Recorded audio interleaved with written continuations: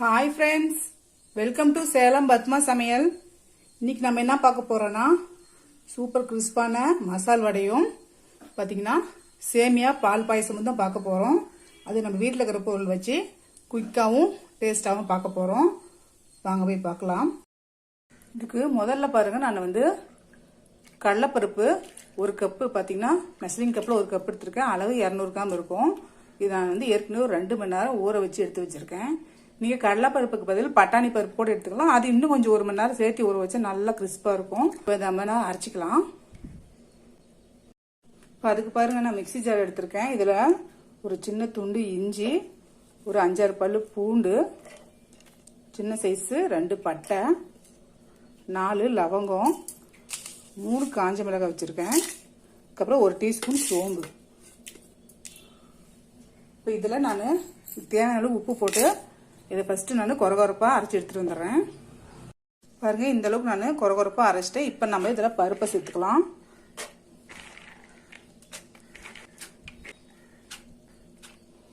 இப்போ பருப்பை போட்டு தண்ணி ஊற்றாமல் கொரகொரப்பாக அரைச்சி எடுத்துகிட்டு வந்துடுறேன். இப்போ பாருங்கள், பருப்பு அரைச்சிட்டு வந்துட்டு நான் இந்த பவுலுக்கு மாற்றிக்கிறேன்.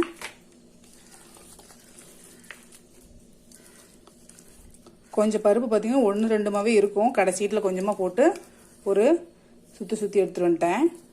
ஒரு பெரிய சைஸ் வெங்காயம் இந்த மாதிரி பொடிசாக கட் பண்ணி வச்சுருக்கேன். அதை போட்டுடலாம்.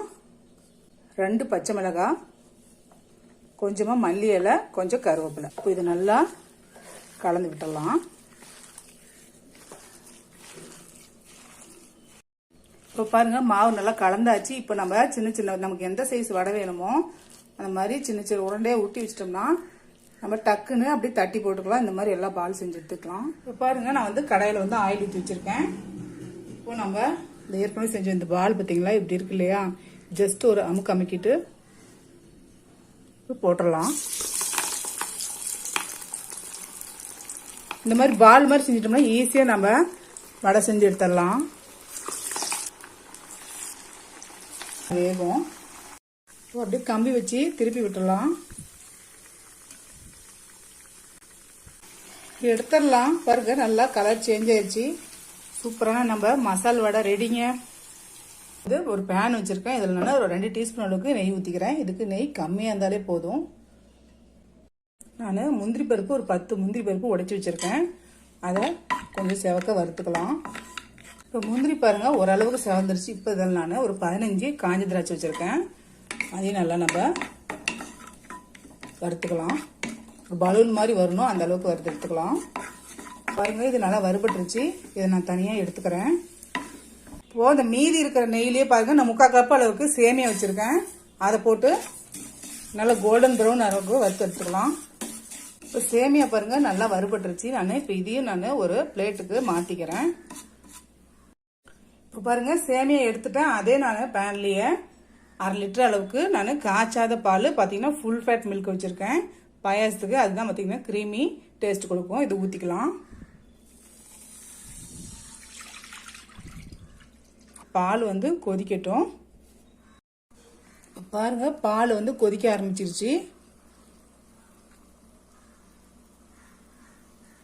இந்த ஏடையை அப்படியே நம்ம இது பண்ணி விட்டுட்டு ஒரு 3 நிமிஷம் கொதிக்க வச்சுக்கலாம்.